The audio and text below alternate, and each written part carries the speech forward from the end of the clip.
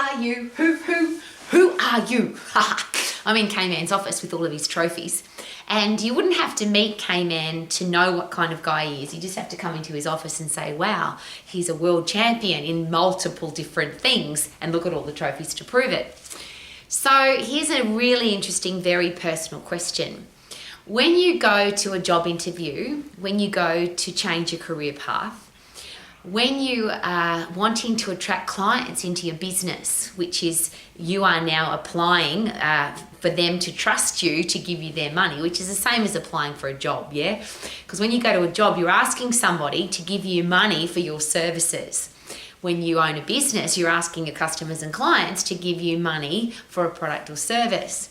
So who are you? And is it possible that our ability to be employed, our ability to have customers and clients trust us, has a lot to do with who we are? And we could yell and scream and dance and have a fantastic CV resume and tell the world how awesome we are, tell them how awesome we are. But is it possible that what we do, who are you, is far more important than what we say we can do or what we say we are? Just as a very interesting side note, a lot of business owners share with me very passionately and openly that they take no notice of a CV or resume anymore. It's nice to read it because you get the person's name and a photo of them, and now you can go and do your real research, which is have a look at social media and see what that person is really like. Because what people tell the world they are in this CV or resume is not usually who they really are in real life. Isn't that interesting? So I'm going to ask the question again, who are you? Now, one of the very interesting questions that I've been asking now for a very long time is if somebody came into your life and you weren't there and they looked at your life, what kind of person would they find there? So K-Man's not in his office right now, but you could have a look at what's in his office and be pretty confident to then share with the world what K-Man was like. Because what's here proves that he's disciplined, he's focused, he's committed. He doesn't lack a never give up attitude. He doesn't lack the power to work really hard. This is very obvious in this. And it's not just a physical thing. He's not just a world champion in martial arts. There are his master's degree in exercise science certificates on the wall. His strength conditioning coaching certificates are up on the wall. His achievements in his life are on the wall in his office. So you wouldn't have to meet him to know that he's a pretty bloody impressive person. But then you'd be pretty disappointed if you met him in person and he wasn't a nice person. And that's where the two come together. So one of the questions that a lot of employers are now asking me, and it's a really tough spot that they're in, is what do we do when people come across as a certain way, and so we employ them. So we put them through the interview process. Customers and clients say this about businesses as well. We put them through we think they're going to be good for us. We think their product or service is going to be good for us. And it turns out that they're not, because who they presented themselves to be and who they really are not the same thing. So I'm going to ask the question again, who are you?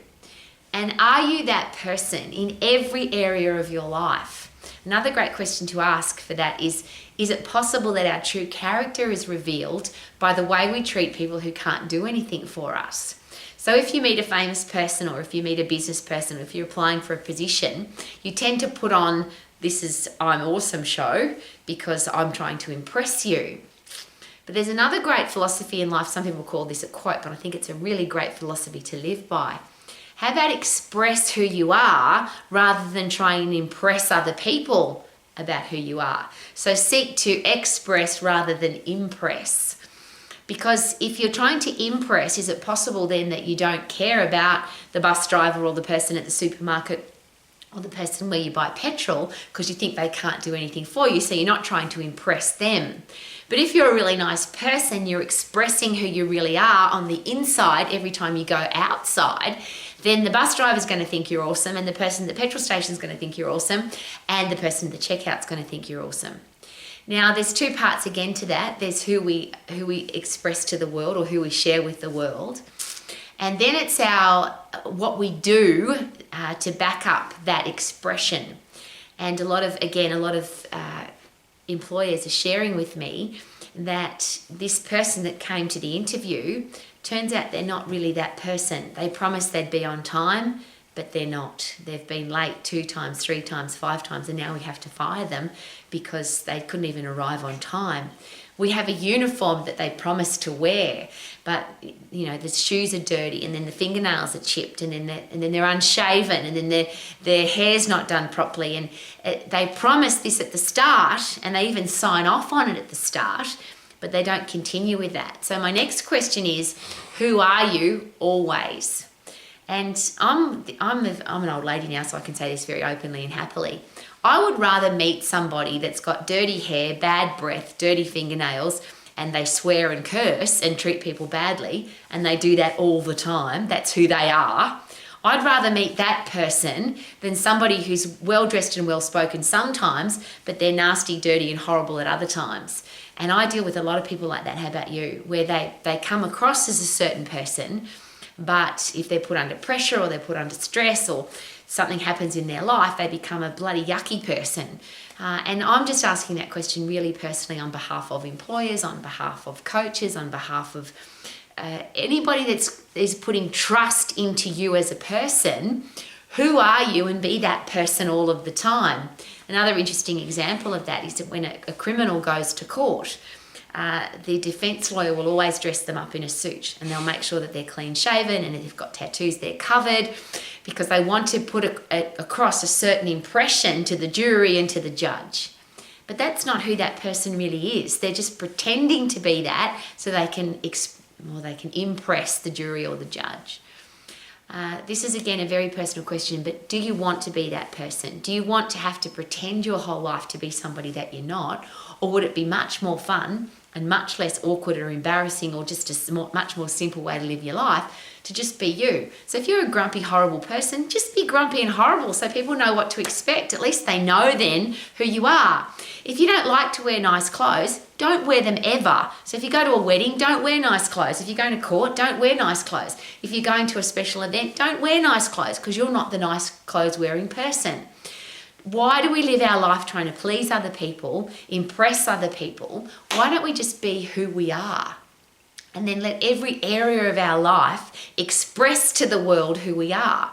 So if you're going to be a person who's late, just be late all the time. Don't try and tell people I'm going to be on time and pretend, and this is the fun one, I'm late because of the traffic, but everyone else is there and they had to sit in the same traffic. I'm dressed badly because my washing machine's broken, which is really an excuse for I couldn't be bothered. Well, just don't be bothered. Wouldn't that be awesome to live your life like that, rather than trying to impress other people for certain events or certain experiences, or to get a job, or the fun ones on a date? Why would you talk shit on a date about who you are? If you want to end up with this person for the rest of your life, wouldn't it be a really good idea for them to see who you really are?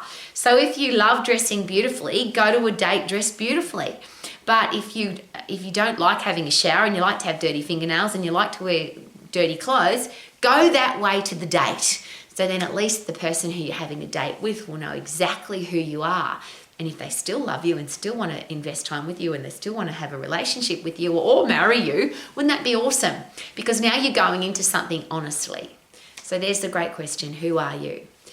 And the exercise for that, and it's a very simple one, and I share this on a regular basis, pick a number of words. Now, I suggest pick 5. I picked 5 when I did this the first time, because I can connect those 5 words to my fingers. And the question was, who are you? What do you want your reputation to be? Who do you want to be known as? And pick 5 words to describe that. So that if somebody comes into your house, or looks at your car, or looks in your gym bag, or looks in the 3rd drawer in your kitchen, or opens up your bathroom cupboard, or they look under your bed, they would find that person, 5 words to describe you. So I did this at, I think I was 18 years of age. Tough and fair, positive, stylish, disciplined and professional. Those words came very easily to me, and I connected them to my fingers straight away. The beautiful part of that process is now I know who I am, and I live that person. So pick who you want to be and be that person. It's pretty simple, yeah? Tough and fair, positive, stylish, disciplined and professional. And as I always share, what that's done for me since 18 years of age is I haven't had to make any decisions. Because the only decision is, would a tough and fair, positive, stylish, disciplined and professional woman do that, go there, wear that, be involved with that? And if the answer's no, then I just don't do it. So be who you are. Wouldn't it be awesome not to have to pretend, not to try and impress people, not to try and have people like you?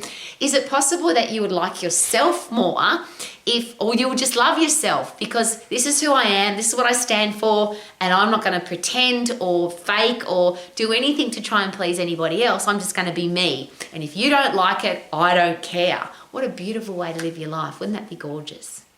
So who are you? What do you stand for? What do you believe in? Don't negotiate it and don't try and impress other people. Just express who you are. Wouldn't that be a great way to live every day? You could probably live your life to the max. Thank you for coming to Romax, and may you sing every day like I do. I feel good, na na na na na na na. I knew that I would now, 'cause I am who I am. Woohoo!